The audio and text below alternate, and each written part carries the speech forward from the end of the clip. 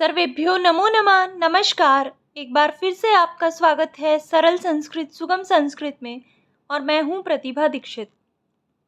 First grade RPSC के crash course में आज हम भाषा विज्ञान से संबंधित संपूर्ण रिवीजन करेंगे। इससे पूर्व वैदिक साहित्य, लौकिक साहित्य और वैदिक सूक्तों से संबंधित सारा रिवीजन हम परीक्षा के लिए कर चुके हैं। अगर आपने पहले वाले वीडियोस नहीं देखे हैं तो इस वीडियो के डिस्क्रिप्शन बॉक्स में आरपीएससी फर्स्ट ग्रेड नाम की प्लेलिस्ट का लिंक दिया गया है, जहां से कि आप पहले से अपलोडेड वीडियोस देख सकते हैं। आज हम भाषा विज्ञान से संबंधित जितने भी शीर्षक, जितने भी टॉपिक्स आपके सिलेबस में हैं, उन सभी को देखेंगे। देखिए, 4 मुख्यतः टॉपिक हैं सिलेबस में। कौन कौन से? एक तो है भाषा की उत्पत्ति के सिद्धांत, तो उत्पत्ति सिद्धांत हो जाएगा। दूसरा उच्चारण स्थान है। तीसरा है ध्वनि परिवर्तन के नियम और चौथा है भाषाओं का वर्गीकरण। तो लगभग सारा सिलेबस हम आज के इस वीडियो में समेटेंगे। पूर्व में हम भाषा विज्ञान को डिटेल में पढ़ चुके हैं। पहले के जो वीडियोस हैं वो आप भाषा विज्ञान की प्लेलिस्ट से देख सकते हैं, उसका लिंक भी डिस्क्रिप्शन बॉक्स में दिया गया है, या फिर फर्स्ट ग्रेड की प्लेलिस्ट से भी आप ये वीडियोस देख पाएंगे। तो डिटेल में अगर आप पढ़ना चाहते हैं तो पहले के वीडियोस देख सकते हैं, और अगर आप रिवीजन करना चाहते हैं तो आप इस वीडियो को पूरा देखिए, अंत तक देखिए। भाषा विज्ञान से संबंधित सारा मैटर जितना भी इम्पोर्टेंट हो सकता है, परीक्षा में आ सकता है, मैंने इस वीडियो में समाहित करने का प्रयास किया है। तो आइए प्रारंभ करते हैं। सबसे पहले हम भाषा की उत्पत्ति के सिद्धांत देखें, उससे पूर्व हम छोटी सी कुछ बातें जान लें जो कि भाषा के संबंध में आवश्यक है कि भाषा क्या है।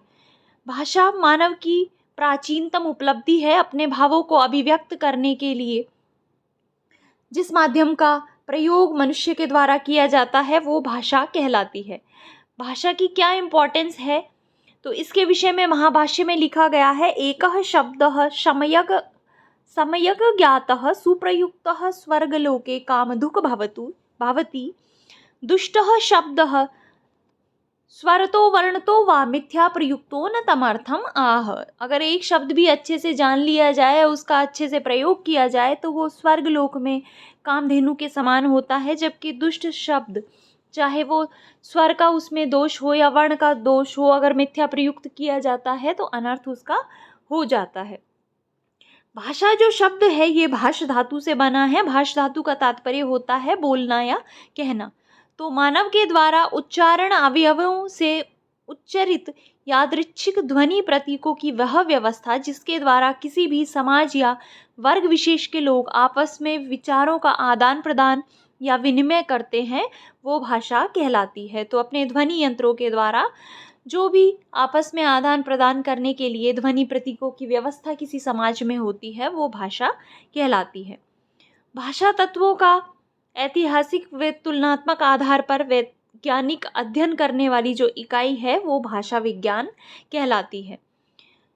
इसको लिंग्विस्टिक तथा फिलोलॉजी भी कहा जाता है, जो कि ग्रीक भाषा के फिलोलोगस से लिया गया है। इसमें फिल जो शब्द है इसका तात्पर्य होता है वर्ड, शब्द, और लोगस का तात्पर्य होता है साइंस। तो ऐसा साइंस, ऐसा शास्त्र जो शब्दों की वैज्ञानिक व्याख्या करता है, शब्दों का ऐतिहासिक और तुलनात्मक अध्ययन जिसमें किया जाता है, वो भाषा विज्ञान कहलाता है। तो ये तो एक सामान्य सी बात हो गई भाषा विज्ञान के संबंध में। अब जो प्रश्न भाषा विज्ञान से पूछे जाते हैं वो इन्हीं 4 मुख्यतः टॉपिक से पूछे जाएंगे कि भाषा उत्पत्ति के निम्न सिद्धांत के विषय में ये असत्य है या ये सत्य है। इस तरीके का प्रश्न सिद्धांतों से संबंधित पूछा जा सकता है, या कौन से सिद्धांत के प्रवर्तक कौन रहे हैं, समर्थक कौन रहे हैं, क्या भाषा सिद्धांत क्या कहता है, इस प्रकार के प्रश्न पूछे जा सकते हैं। तो आइए बात करते हैं भाषा उत्पत्ति के प्रमुख सिद्धांतों के विषय में। सबसे पहला जो सिद्धांत भाषा उत्पत्ति के संबंध में आता है वो है दैवीय उत्पत्ति का सिद्धांत, या जिसे डिवाइन थ्योरी भी कहा जाता है।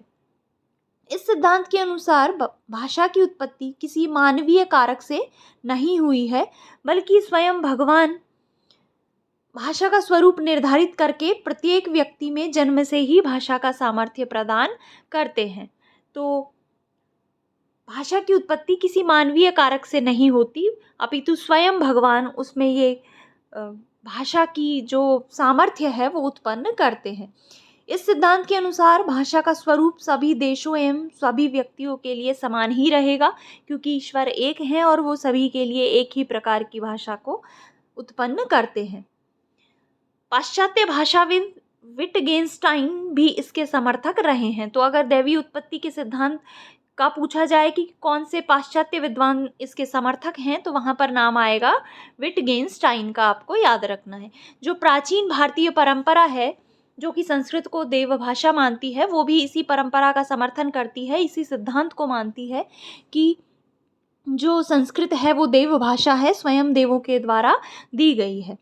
इसी प्रकार जो माहेश्वर सूत्रों की उत्पत्ति का सिद्धांत है कि भगवान शंकर ने माहेश्वर सूत्रों की उत्पत्ति अपने डमरू बजाकर की और उसी से फिर ये सारी भाषा का विकास हुआ, तो ये भी इसी देवीय सिद्धांत को स्पष्ट करता है, इसी की ओर इशारा करता है। इसी प्रकार जैन दार्शनिक अर्धमागधी को और जो बौद्ध दार्शनिक हैं वो पाली को देव भाषा मानते हैं और इसी सिद्धांत का समर्थन करते हैं। देवता के द्वारा ही, भगवान के द्वारा ही इन भाषाओं का उद्भव वो मानते हैं। ईसाई लोग भी हिब्रू भाषा को भगवान की भाषा कहते हैं। तो ये जो सारे सिद्धांत हैं ये भाषा की उत्पत्ति के देवीय सिद्धांत का समर्थन करते हैं। दूसरा भाषा की उत्पत्ति का सिद्धांत है धातुवादी या रणन का सिद्धांत। डिंग डोंग थ्योरी भी इसको कहा जाता है। क्या है? जैसा कि इसके नाम से ही स्पष्ट है कि धातुओं को पीटने से जो टन टन खन खन इस प्रकार की जो ध्वनि होती है उससे भाषा की उत्पत्ति हुई है। वस्तुतः ये सिद्धांत ये कहता है। इस धातुवादी सिद्धांत या रणन सिद्धांत का जो प्रारंभिक स्वरूप है वो प्लेटो के दर्शन में दिखाई देता है। तो ये भी आपको ध्यान रखना है कि प्रारंभिक स्वरूप इसका कहाँ पर है? प्लेटो के दर्शन में। ये एक पाश्चात्य दार्शनिक है प्लेटो, तो उनका दर्शन अगर आपने पढ़ा हो तो आप समझ गए होंगे। इस सिद्धांत का सर्वाधिक विकसित स्वरूप प्रोफेसर हीज ने किया है। सर्वाधिक विकसित स्वरूप कहाँ पर दिखाई देता है? प्रोफेसर हीज के विचारों में दिखाई देता है। प्रोफेसर हीज कौन थे? ये जर्मन भाषाविद थे। तो इन्होंने इस सिद्धांत का जो स्वरूप है वो सर्वाधिक विकसित किया है। प्रत्येक वस्तु में अपना अर्थ प्रकट करने का सामर्थ्य होता है, ऐसा ये धातुवादी या रणन सिद्धांत कहता है। जैसे ढोल है, लोहा है, सोना है, कपड़ा है इत्यादि को पीटने के माध्यम से भिन्न भिन्न प्रकार की ध्वनियाँ ध्वनित होती हैं। अतः धातुओं के रणन के आधार पर ही शब्दों का निर्धारण इस सिद्धांत के अनुसार किया जाता है। ये सिद्धांत कहता है कि प्रारंभ में तो धातुओं के रणन के आधार पर शब्दों का निर्धारण किया जाता है, तो प्रारंभ में शक्ति की आवश्यकता होती है, लेकिन बाद में अनुकरण के माध्यम से शब्दों का ज्ञान हो जाता है। बार बार जब उसको रिपीट करते रहते हैं तो अनुकरण से फिर शब्दों का ज्ञान होता है। तो ये है धातुवादी या रणन सिद्धांत। तीसरा सिद्धांत है निर्णय सिद्धांत, जिसको प्रतीकवाद, संकेतवाद या स्वीकारवाद भी कहा जाता है। इस सिद्धांत के अनुसार प्रारंभ में सभी शब्दों के लिए हाथ के संकेतों का प्रयोग किया जाता था, लेकिन अनेक शब्द ऐसे होते हैं जिनका कि निर्देश हाथ के संकेतों के माध्यम से नहीं किया जा सकता। तो उन वस्तुओं के लिए शब्दों का निर्धारण करने के लिए सभी व्यक्ति एकत्रित होकर निर्णय लेते हैं, ऐसा ये सिद्धांत मानता है। तो ये क्या है? ये है निर्णय सिद्धांत, जहाँ पर सबसे पहले तो हाथ के संकेतों के माध्यम से शब्द निर्धारित हुए कि ये वाले भाव के लिए ये शब्द है, ये वाले भाव के लिए ये शब्द है। जिनका निर्णय नहीं हो सका उनमें फिर सब लोग मिलकर निर्णय करते हैं। तो उसी के आधार पर इसको निर्णय सिद्धांत, प्रतीकवाद का सिद्धांत, संकेतवाद या स्वीकारवाद भी कहा जाता है। अब एकत्रित होकर हर वस्तु के लिए किसी संकेत या ध्वनि या शब्द का निर्धारण किया गया, ऐसा ये सिद्धांत मानता है। लेकिन इसमें एक समस्या आती है कि बिना शब्दों के सभी व्यक्ति कैसे तो एकत्रित हुए, कैसे निर्धारण हुआ। तो इस विषय में ये सिद्धांत कोई स्पष्ट नहीं कर पाता, लेकिन ये जो सिद्धांत कहता है वो यही है। चौथा भाषा की उत्पत्ति से संबंधित सिद्धांत है विकासवादी सिद्धांत। विकासवादी सिद्धांत क्या कहता है कि मूलतः भाषा से ध्वनि के माध्यम से निरंतर संशोधन होता हुआ वर्तमान भाषा का निर्माण हुआ है। भाषा में निरंतर परिवर्तन होता रहता है और वर्तमान भाषा का स्वरूप दिखाई देता है। अर्थात भाषा जो है वो निरंतर एक विकास की प्रक्रिया है, निरंतर परिवर्तनशील है, ऐसा ये विकासवादी सिद्धांत कहता है। पांचवा सिद्धांत है अनुकरण सिद्धांत। अनुकरण सिद्धांत क्या कहता है?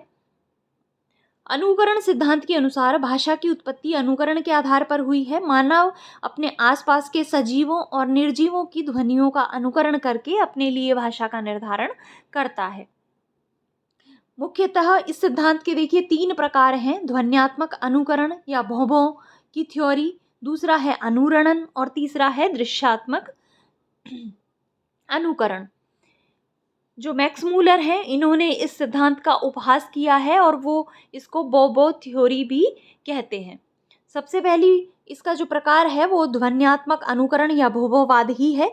इसके अनुसार मानव ने आसपास के सजीव पशु पक्षियों की ध्वनि के आधार पर अनुकरण करके अपने लिए भाषा बनाई थी। दूसरा जो इसका प्रकार है वो है अनुरणन सिद्धांत। इस सिद्धांत के अनुसार निर्जीव वस्तुओं की ध्वनि के आधार पर शब्दों का निर्माण हुआ है। तो जैसे कल कल की ध्वनि है, खटखट की ध्वनि है, तड़तड़ की ध्वनि है, इत्यादि ध्वनियों के आधार पर शब्दों का निर्माण हुआ है, ऐसा अनुरणन का सिद्धांत मानता है। और तीसरा है दृश्यात्मक अनुकरण सिद्धांत। इस सिद्धांत के अनुसार प्रकृति के विभिन्न दृश्यों के आधार पर मानव ने अपनी भाषा का निर्माण किया है। तो ये 3 प्रकार हैं अनुकरण सिद्धांत के। 3 प्रकार से अनुकरण करके मानव अपने लिए भाषा का निर्माण करता है, या तो दृश्यों को देखकर, या सजीवों को देखकर, या निर्जीवों को देखकर। छठा जो सिद्धांत है भाषा की उत्पत्ति से संबंधित वो है मनोभावाभिव्यक्ति का सिद्धांत। ये सिद्धांत कहता है कि प्रारंभ में सभी मनुष्यों की भाषा पशुओं की तरह भाव प्रधान ही थी। यहाँ पर अनेक मनोभावों के आधार पर ओह, आह, ऊह ये जो ध्वनियाँ हैं इन ध्वनियों की उत्पत्ति होती है और ये ध्वनियाँ ही फिर आगे चलकर भाषा के रूप में परिवर्तित हो गई। तो ये कहते हैं कि मुख्यतः जो भाषा है वो मनोभावों पर ही आधारित है। मनोभावों की जब अभिव्यक्ति हुई तो उन्हीं से धीरे धीरे करके ये भाषा विकसित हो गई है, भाषाएं विकसित होती हैं, भाषाओं की उत्पत्ति होती है। तो मानवीय आवेगों के आधार पर भाषा की उत्पत्ति मानने के कारण इस सिद्धांत को आवेग सिद्धांत भी कहा जाता है, ये आपको ध्यान रखना है। तो मनोभावाभिव्यक्ति का ही दूसरा नाम हो जाएगा आवेग सिद्धांत। और मैक्स मूलर इस सिद्धांत को पुहुपुहुवाद कहते हैं, तो ये भी आपको ध्यान रखना है। बॉबो थ्योरी कहते हैं अनुकरण सिद्धांत को, और मनोभावाभिव्यक्ति सिद्धांत को क्या कहते हैं? पुहुपुहुवाद।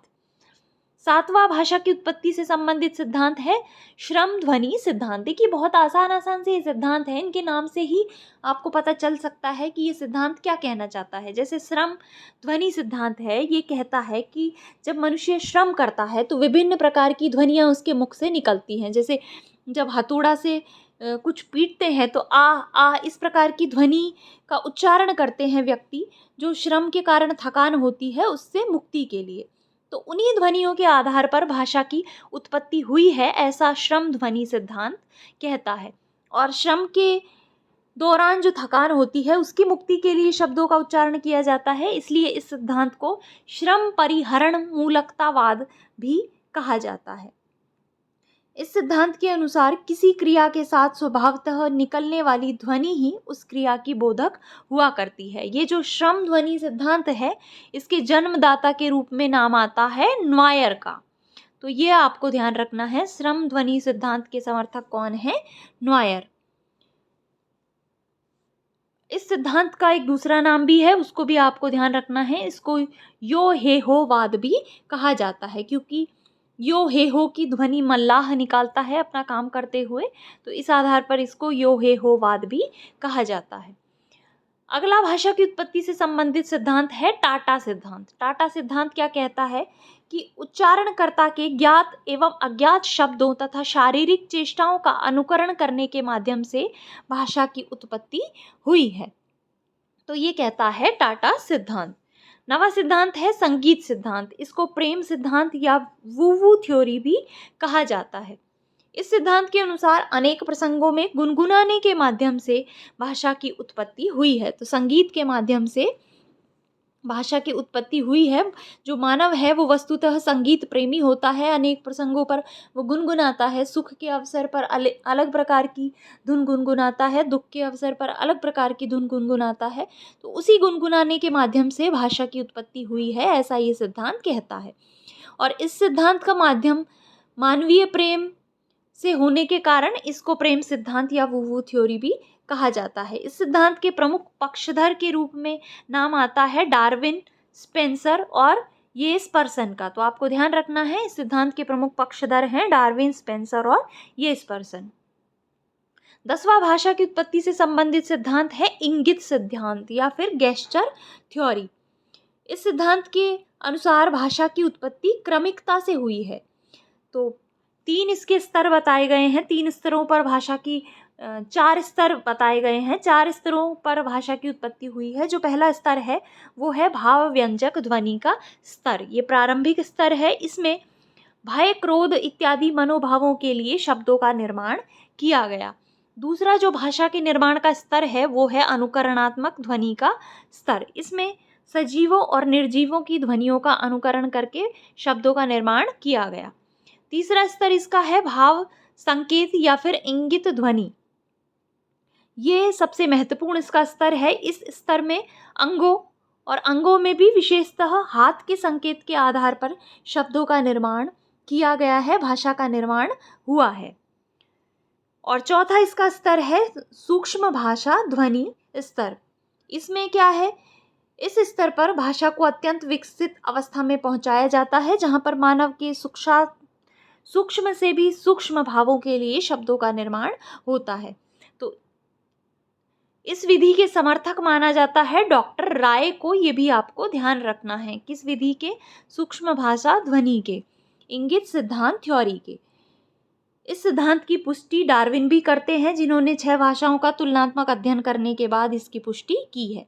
और इसके समर्थक के रूप में जाना जाता है रिचर्ड को, अलेक्जेंडर को और जोहानसन को। तो समर्थक के रूप में है रिचर्ड अलेक्जेंडर जोहानसन, प्रवर्तक के रूप में है डॉक्टर राय, और इसकी पुष्टि किसने की है? डार्विन ने। ये सभी आपको ध्यान रखना है इंगित सिद्धांत या गेस्चर थ्योरी के संबंध में।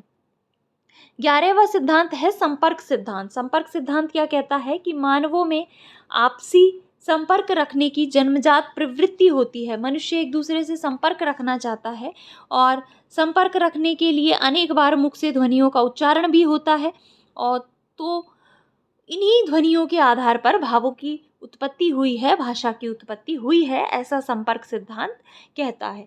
इस संपर्क सिद्धांत के प्रवर्तक कौन हैं? तो इसके प्रवर्तक हैं जी रेवेज। ये आपको ध्यान रखना है। और अंतिम 12वां जो भाषा की उत्पत्ति से संबंधित प्रमुख सिद्धांत है वो है समन्वित सिद्धांत। समन्वित सिद्धांत, जैसा कि ये नाम से ही स्पष्ट हो जाता है, इसमें समन्वय माना गया है कि भाषा की उत्पत्ति किसी एक प्रकार से नहीं हुई, अपितु भाषा की उत्पत्ति के लिए अनेक कारण जिम्मेदार हैं, जैसे कि अनुकरण, संकेत, आवेग, प्रतीक इत्यादि। इन सभी के मिश्रण से भाषा की उत्पत्ति हुई है, ऐसा समन्वित सिद्धांत मानता है। समन्वित सिद्धांत के प्रमुख समर्थक के रूप में हेनरी स्वीट को जाना जाता है, तो ये आपको ध्यान रखना है। ये थे भाषा से संबंधित प्रमुख सिद्धांत। तो आपको अच्छे से इनके समर्थक, इनके जो भी या तो प्रवर्तक रहे हैं, पक्षधर रहे हैं, इन सभी के नाम याद रखने हैं। दूसरा, ये सिद्धांत क्या कहते हैं, किस प्रकार भाषा की उत्पत्ति मानते हैं, ये आपको ध्यान रखना है। आगे अब हम बात करें भाषाओं के वर्गीकरण के संबंध में। देखिए, संसार में लगभग 3000 भाषाएं हैं। इनको वर्गीकरण किस प्रकार किया जाए, किस प्रकार इनको बांटा जाए, अलग अलग तरीके से इनको विभाजित किया जाए, तो इसको विभाजित करने के, इसके वर्गीकरण के 4 आधार हैं। पहला आधार है देश के आधार पर वर्गीकरण, जिसको कि अतर्कसंगत और अनुचित माना जाता है। दूसरा वर्गीकरण का आधार है धर्म के आधार पर भाषाओं का वर्गीकरण, जैसे हिंदू धर्म की भाषा, मुस्लिम धर्म की भाषा।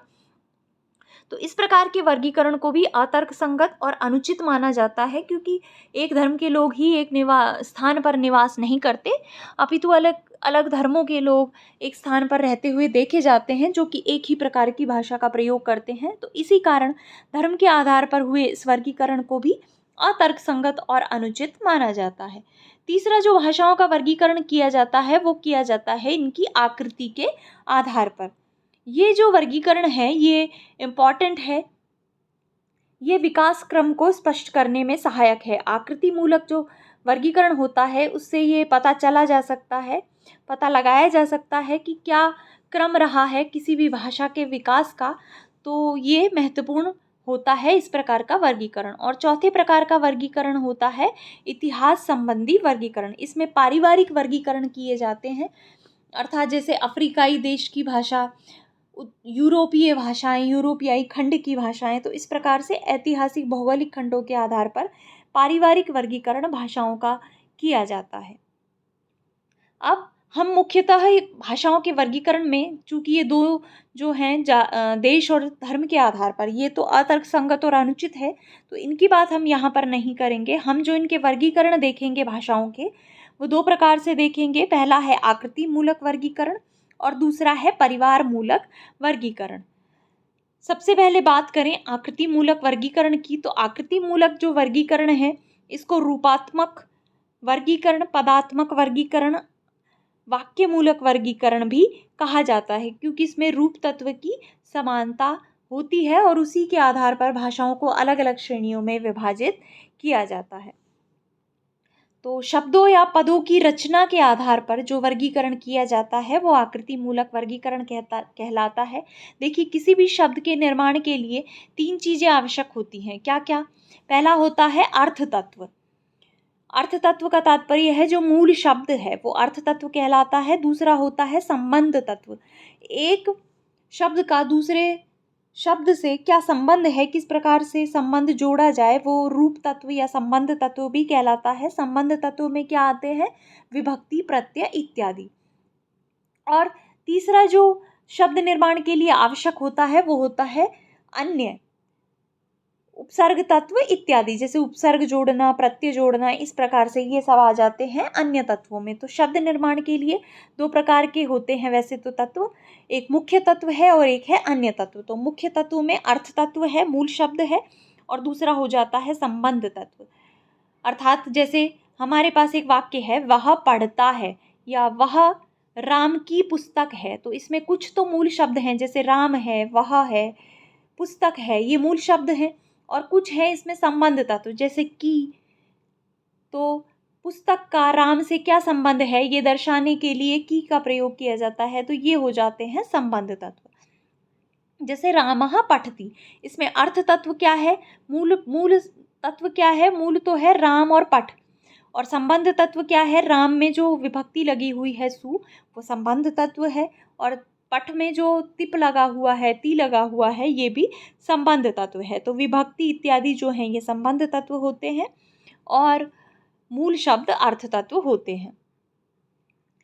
वाक्य मूलक वर्गीकरण क्या होता है? क्यों कहा जाता है आकृति मूलक को वाक्य मूलक वर्गीकरण? वाक्य का विशेष महत्व होने के कारण आकृति मूलक वर्गीकरण को वाक्य मूलक वर्गीकरण भी कहा जाता है।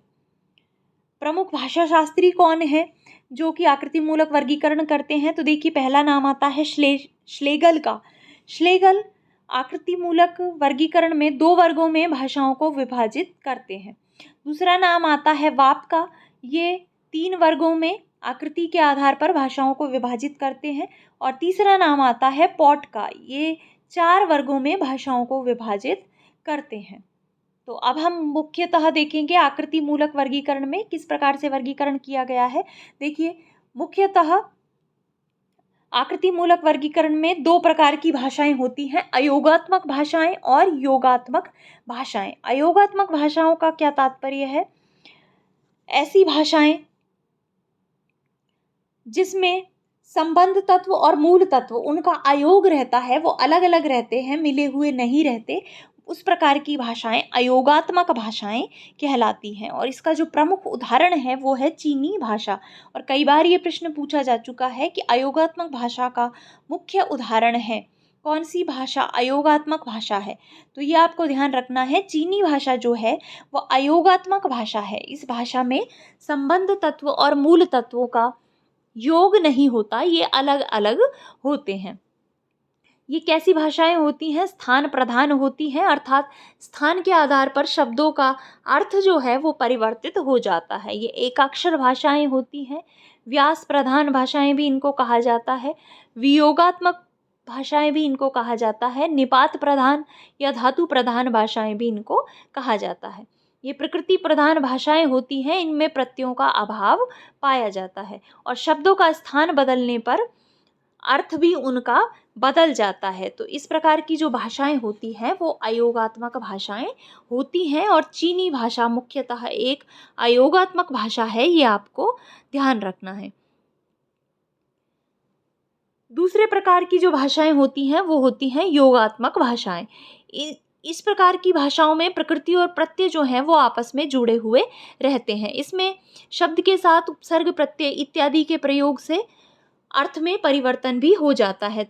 तो विश्व की अधिकांश भाषाएं योगात्मक भाषाओं के अंतर्गत आती हैं, ये आपको ध्यान रखना है। अब ये जो योगात्मक भाषाएं हैं इनको भी 3 भागों में विभाजित किया गया है। पहला है प्रश्लिष्ट योगात्मक भाषाएं, दूसरी है अश्लिष्ट योगात्मक भाषाएं, और तीसरी है श्लिष्ट योगात्मक भाषाएं। इनमें से जो प्रथम है प्रश्लिष्ट योगात्मक भाषाएं, ये समास प्रधान होती हैं, अर्थात प्रकृति और प्रत्यय एक ही जगह इसमें मिश्रित रूप से दिखाई देते हैं। पूरे वाक्य के लिए एक ही शब्द का प्रयोग किया जाए तो उसे पूर्ण प्रश्लिष्ट भाषा कहा जाता है, और यदि सर्वनाम और क्रिया में ही समास कार्य हो तो उसे आंशिक प्रश्लिष्ट भाषा कहा जाता है। तो उस आधार पर इस प्रश्लिष्ट को भी 2 भागों में बांटा जाता है, पूर्ण प्रश्लिष्ट और आंशिक प्रश्लिष्ट। तो ये आपको ध्यान रखना है। दूसरे प्रकार की भाषाएं हैं अश्लिष्ट योगात्मक भाषाएं। ये जो भाषाएं हैं अश्लिष्ट योगात्मक भाषाएं, इस भाषा में अनेक पद मिले हुए होकर भी अलग अलग प्रतीत होते हैं। यहाँ पर शब्द जो हैं वो तिल तंडुलवत उनकी पृथक प्रतीति होती है। जैसे उपसर्ग, प्रत्यय, विकरण इत्यादि लगाने पर बनने वाले शब्दों का ज्ञान हमें होता है। इसको प्रत्यय प्रधान भाषा भी कहा जाता है। तो इसमें तिल तंडुलवत प्रत्यय और शब्दों का, उपसर्गों का योग होता है, ये आपको ध्यान रखना है। ये जो अश्लिष्ट भाषाएं हैं, अश्लिष्ट योगात्मक भाषाएं, इनको भी आगे विभाजित किया जाता है 4 प्रकार से। पूर्व योगात्मक या पुरः प्रत्यय प्रधान भाषाएं, जिसमें प्रत्यय पूर्व में प्रयुक्त होता है। तो इसके उदाहरण कौन से हैं? जैसे जुल, काफरी, ये जो भाषाएं हैं ये पुरः प्रत्यय प्रधान या पूर्व योगात्मक भाषाएं होती हैं। इनमें प्रत्यय का प्रयोग शब्द से पूर्व किया जाता है। दूसरा है मध्य योगात्मक या मध्य प्रत्यय प्रधान भाषा, जैसे कि संथाली भाषा, इसमें प्रत्यय का प्रयोग शब्द के मध्य में किया जाता है। तीसरा है अंतः या परः प्रत्यय प्रधान भाषाएं, जैसे कि अल्टाई या द्रविड़ भाषा है, इसमें शब्द के अंत में या बाद में प्रत्यय का प्रयोग किया जाता है। और चौथा है आंशिक या पूर्वांत कौन सी? अश्लिष्ट योगात्मक भाषाएं। तो इसका जो प्रमुख उदाहरण है वो है पपुगाई न्यूगिनी भाषाएं। तो देखिए, आपको एक तो ये भाषाएं क्या क्या होती हैं ये ध्यान रखना है, दूसरा इनके उदाहरण आपको याद रखना है, क्योंकि उदाहरण से संबंधित कई बार प्रश्न पूछा जाता है कि जैसे संयोगात्मक भाषा कौन सी है, अयोगात्मक भाषा कौन सी है, वियोगात्मक भाषा कौन सी है। तो यहाँ पर जो मैंने कम से कम यहाँ पर आपको दी है, ये एक चार्ट बनाकर इसका आप स्क्रीनशॉट ले लें। देखिए, एक बार आप इधर से ले लीजिए स्क्रीनशॉट और एक बार आप इधर से ले लीजिए। अब इसमें जितने भी उदाहरण मैंने दिए हैं जिस जिस भाषा के, उनको तो कम से कम आपको याद रखना है। जैसे आंशिक पूर्वांत का उदाहरण हो जाएगा पपुगाई या न्यूगिनी भाषा। तो इसमें से आपको प्रश्न देखने को मिल सकता है। तीसरे प्रकार की जो भाषाएं होती हैं वो होती हैं श्लिष्ट योगात्मक भाषाएं। इस तरह की जो भाषा होती है उसमें विभक्ति की प्रधानता होती है, अर्थात समास कार्य इसमें नहीं होकर शब्दों की अलग अलग प्रतीति ही इसमें होती है। इसको भी फिर 2 प्रकार से विभाजित किया जाता है, अंतर्मुखी श्लिष्ट योगात्मक भाषाएं और बहिर्मुखी श्लिष्ट योगात्मक भाषाएं। अंतर्मुखी श्लिष्ट योगात्मक भाषा का उदाहरण है हेमेटिक और सेमेटिक भाषा। इसके अतिरिक्त बहिर्मुखी श्लिष्ट योगात्मक भाषा का उदाहरण क्या हो जाएगा? भारोपीय भाषा। तो ये जो भाषा हमारे यहाँ पर प्रयुक्त होती है ये भारोपीय परिवार की भाषा है और इसका विभाजन आता है श्लिष्ट बहिर्मुखी योगात्मक भाषा के अंतर्गत। तो ये आपको भाषाओं का जो आकृति मूलक वर्गीकरण है इसको अच्छे से याद रखना है, इसके उदाहरणों को याद रखना है। देखिए, यहाँ पर श्लिष्ट योगात्मक का फिर थोड़ा सा और डिटेल में कर दिया है मैंने। ये दो प्रकार का है, अंतर्मुखी श्लिष्ट योगात्मक, बहिर्मुखी श्लिष्ट योगात्मक। बहिर्मुखी में भारोपीय भाषा परिवार आ जाता है। फिर ये आगे ये भी संयोगात्मक और वियोगात्मक प्रकार से दो दो प्रकार की होती हैं। तो अंतर्मुखी श्लिष्ट संयोगात्मक का उदाहरण है अरबी, और अंतर्मुखी श्लिष्ट वियोगात्मक का उदाहरण है हिब्रू।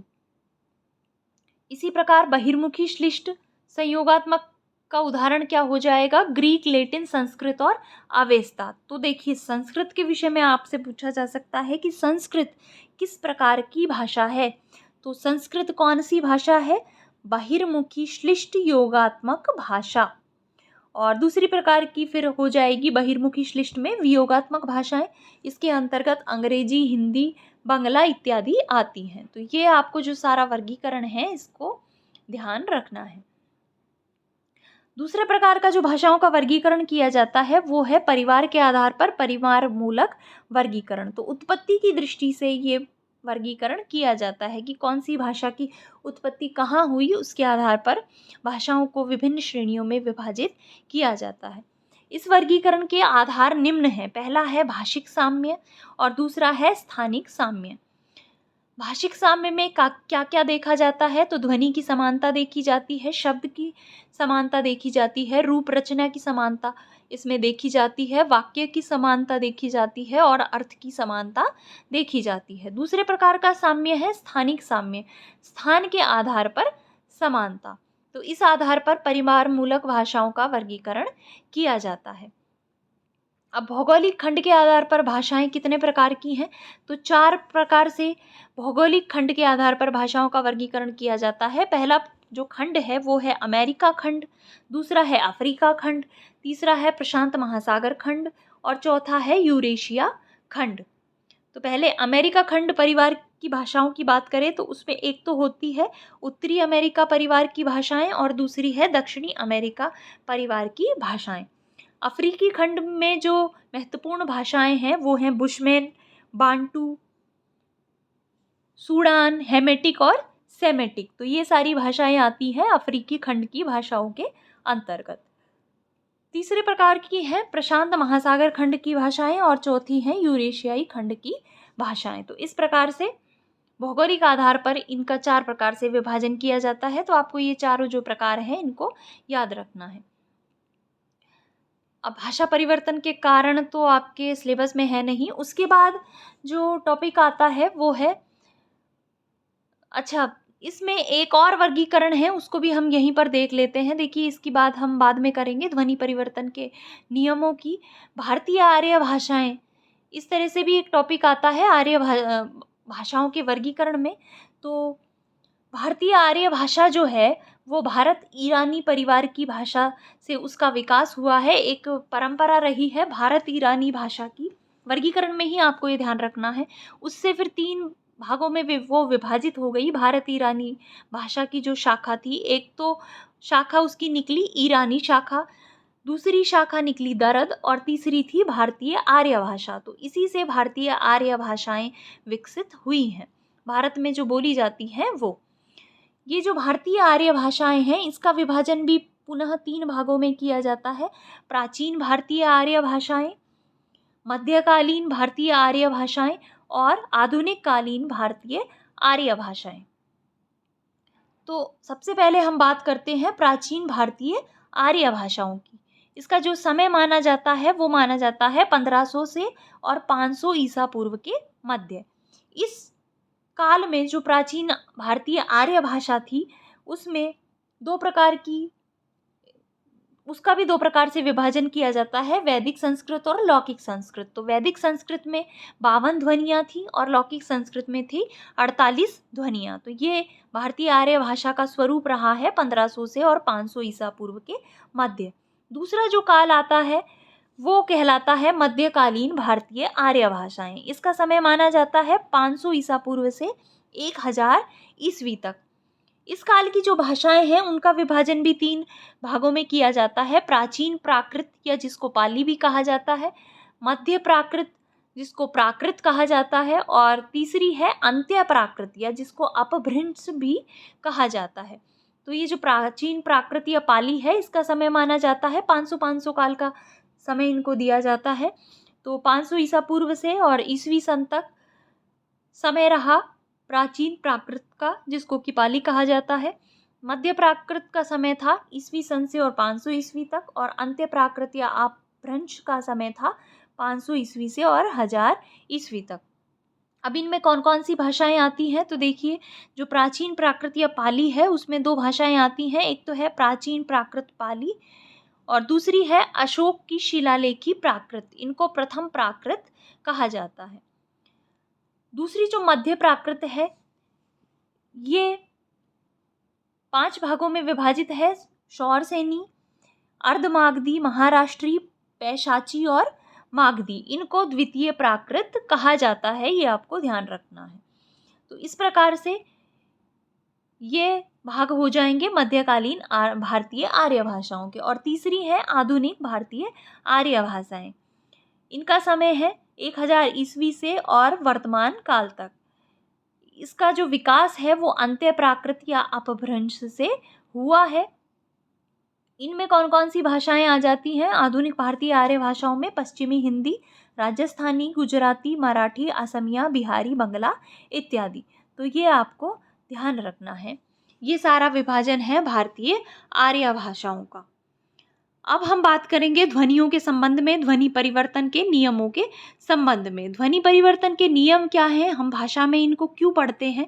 तो देखिए, भाषा के निर्माण की जो इकाई है वो है ध्वनि। भाषा की उत्पत्ति का मूल कारण है ध्वनि। जब ध्वनि विभिन्न संकेतों के माध्यम से प्रकट होती है तो वही भाषा का रूप धारण करती है। सामान्यतः कोई भी शब्द ध्वनि कहलाता है, किंतु भाषा विज्ञान में मानव मुख से निश्रित जो सार्थक ध्वनियां हैं वही ध्वनि कहलाती हैं। तो ध्वनि के विषय में बहुत सारी चीज़ें हैं कि ध्वनि के प्रधान अंग क्या हैं। एक तो उच्चारण स्थान उनका क्या है, एक उनके प्रयत्न क्या हैं। पाणिनि ने संपूर्ण ध्वनि समूह को 14 माहेश्वर सूत्रों में बांट दिया है। ध्वनि के वर्गीकरण के आधार क्या हैं, तो स्थान, जो उनके उच्चारण के स्थान है, प्रयत्न है, इन सभी के विषय में हम व्याकरण में बहुत डिटेल में पढ़ चुके हैं। तो यहाँ पर हम उच्चारण स्थानों की बात नहीं करेंगे। हालांकि भाषा विज्ञान में भी उच्चारण स्थान का एक टॉपिक दिया गया है, लेकिन यहाँ पर हम उसकी बात नहीं करेंगे क्योंकि व्याकरण में हम बहुत बार इस टॉपिक को पढ़ चुके हैं। तो सेम ही रहेगा, ध्वनि एक ही है संस्कृत में किस प्रकार से क्या है। तो ये जो उच्चारण स्थान का टॉपिक है इसको आप व्याकरण से पढ़ सकते हैं। यहाँ पर हम बात करेंगे ध्वनि परिवर्तन के नियमों के संबंध में। देखिए, भाषा विज्ञान में ये जो ध्वनि परिवर्तन के नियम हैं बहुत महत्वपूर्ण है। 3 नियम इनमें ग्रिम, ग्रासमान और बर्नर के जो नियम हैं बहुत महत्वपूर्ण है। बार बार इनसे संबंधित परीक्षा में प्रश्न आते रहे हैं। तो ध्वनि के परिवर्तन किस प्रकार हो जाते हैं, ध्वनि किस प्रकार परिवर्तित हो जाती है भाषा के विकास क्रम में, उसके संबंध में कुछ वैज्ञानिकों के द्वारा, कुछ भाषाविदों के द्वारा नियम दिए गए हैं, जो कि उनके नाम के आधार पर या उन्होंने जिस प्रकार के नियम दिए हैं उनके आधार पर ध्वनि परिवर्तन के नियम कहलाते हैं। तो ध्वनि परिवर्तन के नियमों में हम सबसे पहले बात करते हैं ग्रिम के नियम की। ग्रिम कौन थे, इनका क्या नियम है? तो ग्रिम जो है, इनका पूरा नाम है याकोब ग्रिम। इन्होंने 1822 में इनकी एक पुस्तक प्रकाशित हुई, जर्मन व्याकरण। उसमें भाषा के परिवर्तन संबंधित कुछ नियम इन्होंने बताए थे। ग्रिम की ये जो ग्रिम है, इनके अनुसार भाषा की ध्वनियों में परिवर्तन 2 बार हुआ है। पहला जो परिवर्तन हुआ वो हुआ प्रागैतिहासिक काल में, जिस समय भारोपीय भाषा से जर्मन भाषा में परिवर्तन हुआ। और जो दूसरा परिवर्तन था वो हुआ 7वीं शताब्दी में। उस समय निम्न जर्मन भाषा में उच्च जर्मन भाषा में परिवर्तन हुआ है। तो ये है ग्रिम का नियम। ये कहते हैं कि 2 बार ध्वनियों में परिवर्तन हुआ है भाषा के। तो ग्रिम का जो नियम है उसका संबंध केवल 9 स्पर्श ध्वनियों से है। आपको ये ध्यान रखना है, ये जो ध्वनि परिवर्तन की बात करते हैं, जिन नियमों की बात करते हैं, उनका संबंध केवल 9 स्पर्श ध्वनियों से है। कौन कौन सी 9 स्पर्श ध्वनियाँ हैं? घ, ध, भ, ग, द, ब, क, त, प। दूसरा, इसके संबंध में मुख्य बात क्या है? ये जर्मन भाषा का वर्ण परिवर्तन का नियम कहलाता है। तीसरा, इनके द्वारा निर्धारित नियम का संबंध 2 ध्वनि परिवर्तनों से है। प्रथम जो ध्वनि परिवर्तन था उसमें क्या हुआ, ये प्रागैतिहासिक काल में हुआ, मैं आपको बता चुकी हूँ। मूल भारोपीय भाषा से जर्मन भाषा में परिवर्तन हुआ, और जो दूसरा ध्वनि परिवर्तन था उसमें निम्न जर्मन भाषा से उच्च जर्मन भाषा में परिवर्तन हुआ, और इसका समय था 7वीं शताब्दी। अब किस किस प्रकार ये परिवर्तन हुए तो वो हम देख लेते हैं। प्रथम वर्ण परिवर्तन में मूल भारोपीय भाषा की ध्वनियाँ क्या थी और किन जर्मनिक ध्वनियों में उनका परिवर्तन हुआ। तो देखिए, सबसे पहले ये कहते हैं कि जो सघोष महाप्राण ध्वनियाँ थी उनका परिवर्तन हो गया सघोष अल्पप्राण ध्वनियों में। घ, ध, भ ये हैं सघोष महाप्राण, इनका परिवर्तन होकर और प्रागैतिहासिक काल में ये हो गई सघोष अल्पप्राण ध्वनियाँ, अर्थात इनके स्थान पर हो गया ग, द और ब। फिर ये जो सघोष अल्पप्राण थी इनका परिवर्तन हुआ अघोष अल्पप्राण में। तो ग, द, ब जो थी ये इनका परिवर्तन हुआ क, त और प में। उसके बाद तीसरा जो परिवर्तन हुआ वो क्या था, अघोष अल्पप्राण का परिवर्तन हुआ अघोष महाप्राण में। तो क, त, प इनका परिवर्तन हो गया ख, थ, फ में। तो ये आपको ध्यान रखना है, एक पूरी तालिका बनानी है। सघोष महाप्राण का परिवर्तन सघोष अल्पप्राण में, फिर सघोष अल्पप्राण से अघोष अल्पप्राण और अघोष अल्पप्राण से अघोष महाप्राण, इस तरह से परिवर्तन होता चला गया। यहाँ पर ये जो मैंने 4 3 लिखे हैं, ये लिखे हैं मैंने वर्ण। चौथे वर्ण कौन कौन से हैं वर्ग के, घ, ध, भ। इन चौथे वर्णों का परिवर्तन उसी वर्ग के तृतीय वर्ण में हो गया। जैसे घ जो था वो तृतीय वर्ण ग में परिवर्तित हो गया, ध द में परिवर्तित हो गया और भ परिवर्तित हो गया ब में। तो इस तरीके से मैंने एक आसान तरीका ढूंढा है इनको याद रखने का। तो मैंने जो भाषा विज्ञान से संबंधित ध्वनि परिवर्तन के नियमों से संबंधित वीडियो अपलोड किया था उसमें बहुत डिटेल में हमने इनके विषय में बात की है। तो आप वहाँ से अगर अच्छे से इसको समझना जानना चाहते हैं, याद रखना चाहते हैं, तो आप वो वीडियो की मदद ले सकते हैं। भाषा विज्ञान की प्लेलिस्ट से आपको वो मिल जाएगा। और अगर आपको ये याद ही है तो बहुत ही अच्छी चीज़ है, क्योंकि इसमें से आपको कोई प्रश्न अवश्य ही देखने को मिल सकता है। 2 वर्ण परिवर्तन की बात करते हैं। द्वितीय वर्ण परिवर्तन में जब निम्न जर्मन भाषा से उच्च जर्मन भाषा में परिवर्तन हुआ तो किस प्रकार परिवर्तन हुआ। पहला जो परिवर्तन हुआ वो हुआ सघोष अल्पप्राण परिवर्तित हो गई अघोष अल्पप्राण में, अर्थात जो तृतीय वर्ण थे ग, द, ब उनका परिवर्तन हो गया प्रथम वर्ण ग, क, त और प में। दूसरा अघोष जो अल्पप्राण थे, अर्थात ये जो क, त, प थे, इनका परिवर्तन हो गया अघोष महाप्राण में। तो ये हो गए ख, थ और फ। उसके बाद अघोष महाप्राण ख, थ, फ का पुनः परिवर्तन हो गया सघोष अल्पप्राण में, और ये हो गए ग, द, ब। तो यहाँ पर जो परिवर्तन हुआ वो हुआ 31, 12, 23 इस रूप में। 31, 12 और 23, पहले तृतीय का प्रथम वर्णों में, फिर प्रथम का द्वितीय में और द्वितीय का तृतीय में। तो इस प्रकार से इनका परिवर्तन द्वितीय वर्ण परिवर्तन के समय हुआ। ये है ग्रिम का नियम, इसको आपको अच्छे से याद रखना है। दूसरा जो ध्वनि परिवर्तन के संबंध में नियम आता है वो है ग्रासमान का नियम। अच्छा, इसमें ये कह रहे हैं कि जैसे तद जो था वो थ में परिवर्तित हो गया तो थ हो गया, तनु थे। बहुत सारे उदाहरण दे देकर ग्रिम ने इसको समझाया है कि किस प्रकार से ब्रदर, भ्राता का ब्रदर हो गया, किस प्रकार विकास हुआ और एक भाषा से दूसरी भाषा विकसित हुई। दूसरा नियम है ग्रासमान का नियम। ग्रासमान संस्कृत से गौथिक भाषा में परिवर्तन के संबंध में बात करते हैं और उसके संबंध में ये नियम देते हैं। इनके अनुसार भारूपीय भाषा में 2 महाप्राण ध्वनियां सन्निकट नहीं रह सकती, अतः उनमें से जो प्रथम ध्वनि है वो अल्प प्राण हो जाती है, ऐसा कहते हैं ग्रासमान। तो महाप्राण ध्वनियां कौन सी हैं? जैसे उदाहरण यहाँ पर दिया गया है, धा धातु है, तो जब दधाती शब्द बनता है तो 2 महाप्राण एक साथ हैं, ध और ध। तो इनमें से ये दोनों एक साथ महाप्राण नहीं रह सकती, इनमें से जो पूर्व वाली महाप्राण है वो अल्प प्राण में परिवर्तित हो जाती है। तो जो ध है उसका परिवर्तन द में हो जाता है। तो जब धा धातु के रूप चलते हैं तो दधाती इस प्रकार से चलते हैं। इसी प्रकार भू धातु है, तो भू धातु भभार जब बनता है, दोनों जब महाप्राण ध्वनियाँ आती हैं तो पूर्व की ये जो भ है ये तृतीय वर्ण अल्प प्राण में परिवर्तित होकर ब हो जाती है और शब्द बनता है बभार। तो ये एक सिंपल सा नियम है ग्रासमान का। इनके विषय में आपको 2-3 बातें याद रखनी है। एक तो इन्होंने संस्कृत से गौथिक भाषा में परिवर्तन के नियम को बताया है। इनका ये मानना है कि दो महाप्राण ध्वनियाँ एक साथ नहीं रह सकती, अतः उनमें से जो प्रथम ध्वनि होती है वो अल्प प्राण में परिवर्तित हो जाती है। तो ये है ग्रासमान का नियम। तीसरा ध्वनि से संबंधित नियम है बर्नर का नियम। बर्नर भी संस्कृत से गौथिक भाषा में परिवर्तन के विषय में बताते हैं, उससे संबंधित नियम देते हैं। इन्होंने ग्रिम नियम का ही आगे विस्तार किया है। ग्रिम नियम जो था वो स्वराघात पर आधारित था। इनके अनुसार यदि बलाघात पूर्ववर्ती स्वर पर हो क त प को खतफ हो जाता है।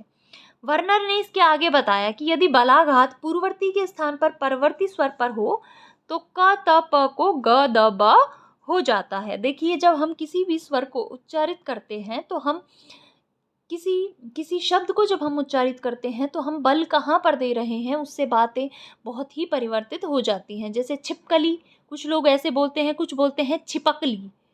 छिपकली, छिपकली शब्द एक ही है, लेकिन आप बलाघात किस पर कर रहे हैं, बल कौन से वर्ण पर दे रहे हैं, उससे परिवर्तन हो जाते हैं। तो ग्रिम का जो नियम था उसी नियम का इन्होंने वर्नर ने आगे विस्तार किया। ग्रिम का नियम था पूर्ववर्ती स्वर के बलाघात पर आधारित, लेकिन वर्नर ने बताया कि अगर जो बलाघात है वो पूर्ववर्ती स्वर पर ना हो, पश्चातवर्ती स्वर पर हो, परवर्ती स्वर पर हो, तो जो क त प है वो ग द ब में तृतीय वर्ण में परिवर्तित हो जाएंगे, ना कि द्वितीय वर्ण में। तो ये है वर्नर का नियम। तो यहाँ से आप समझ गए। देखिए, क त प है, अगर परवर्ती स्वराघात होगा तो ये ग द ब में परिवर्तित होंगे, और अगर पूर्ववर्ती स्वर पर बलाघात होगा तो क त प किस में परिवर्तित होंगे, ख, थ और फ में। तो ये आपको ध्यान रखना है। चौथा जो नियम आता है ध्वनि परिवर्तन से संबंधित वो है तालव्य नियम। इस नियम के संबंधित जो प्रमुख विद्वान हैं वो हैं विल्हेम, थॉमसन, जोहेन स्मिट, एच कालिज, देशेश्वर और बर्नर। तो इनसे संबंधित विद्वानों के नाम भी कई बार पूछ लिए जाते हैं कि तालव्य नियम से संबंधित विद्वान कौन से हैं, इनके समर्थक कौन से हैं। तो इनके नाम आपको ध्यान रखने हैं। इस नियम के अनुसार मूल भारूपीय भाषा की कंठ्य तथा कंठोष्ठ्य ध्वनियाँ कौन सी हैं, क ख ग घ, और कंठोष्ठ्य ध्वनियाँ कौन सी हैं, क्व ख्व ग्व। इनका भारत ईरानी भाषा में चवर्ग में ये परिवर्तित हो जाती हैं। अर्थात मूल भारूपीय भाषा जब थी और उस समय जो कंठ्य ध्वनियाँ थी, जब भाषा का विकास हुआ और वो भारत ईरानी भाषा के रूप में आई, तो ये जो कंठ्य और कंठोष्ठ्य ध्वनियाँ थी ये चवर्ग के रूप में परिवर्तित हो गई। जैसे उदाहरण देते हुए भी ये बताते हैं, जैसे क्वेंग क्वे, ये एक वर्ड था मूल भारूपीय भाषा में, तो क्वेंग क्वे का परिवर्तन हो गया चवर्ग में और इसके स्थान पर वर्ण बन गया पंचह। इसी प्रकार औगेस, इस प्रकार का जो मूल भारूपीय भाषा का वर्ण था उसमें इस पर स्वराघात हुआ पर स्वर पर, तो ग के स्थान पर क्या हो गया, ज हो गया और बन गया ओजह। इसी प्रकार किद, ये जो किद है इसमें क के स्थान पर हो गया ची, तो यहाँ पर बन गया चिद। तो तालव्य नियम ये कहता है कि जो मूल भारूपीय भाषा में कंठ्य और कंठोष्ठ्य ध्वनियाँ थी उनका भारत ईरानी भाषा में तालव्य ध्वनियों के रूप में परिवर्तन हो गया और उसी के आधार पर इसका नाम रखा गया है तालव्य का नियम। अंतिम जो ध्वनि परिवर्तन से संबंधित नियम है वो है मूर्धन्य नियम। इसके खोजकर्ता के रूप में जाना जाता है प्रोफेसर पॉट को और प्रोफेसर फोर्तनातोव को। इस नियम का आधार क्या है, इस नियम का आधार है पाणिनि की अष्टाध्यायी। ये नियम क्या कहता है, मूर्धन्य नियम ये कहता है कि री, र और ल इनके बाद आने वाली दंत्य ध्वनियाँ अर्थात तवर्ग मूर्धन्य में परिवर्तित हो जाती हैं, टवर्ग में परिवर्तित हो जाती हैं। अगर री, र और ल इनके बाद टवर्ग से संबंधित कोई वर्ण हो तो वो मूर्धन्य अर्थात टवर्ग में परिवर्तित हो जाएगा। जैसे विकृत, तो यहाँ पर री के बाद त है तो इसका परिवर्तन मूर्धन्य में ट में हो जाएगा, तो इससे विकसित होकर क्या पद बना, विकट। इसी प्रकार संवृत से क्या बना, संकट। तो ये हो गया मूर्धन्य का नियम, ये आपको ध्यान रखना है। तो ये हमने सारा लगभग एक तरीके से भाषा विज्ञान के संबंध में देख लिया है मैटर। भाषा की उत्पत्ति के सिद्धांत हमने देखे, ध्वनि परिवर्तन के नियम हमने देखे और भाषाओं का वर्गीकरण हमने देखा है। उच्चारण स्थान जो है वो आप व्याकरण की प्लेलिस्ट से देख सकते हैं। तो इस प्रकार से भाषा विज्ञान से संबंधित ये जो वीडियो रहा है ये आपके लिए महत्वपूर्ण और उपयोगी सिद्ध होगा परीक्षा में, ऐसी मुझे आशा है। तो इसी आशा के साथ इस वीडियो को अब मैं समाप्त करती हूँ। अगर आपको ये पसंद आया है तो आप इसे लाइक कर दें, अपने मित्रों के साथ इसे अधिक से अधिक शेयर कर दें, और अगर आप चैनल पर नए हैं, आपने अभी तक चैनल को सब्सक्राइब नहीं किया है तो चैनल को सब्सक्राइब कर लें और उसके बगल में जो बेल आइकन है उसको अवश्य दबा दें ताकि जब भी वीडियो अपलोड हो आपको उसके बारे में पता चल सके। तो मिलेंगे नेक्स्ट वीडियो में एक नए टॉपिक के साथ। धन्यवाद।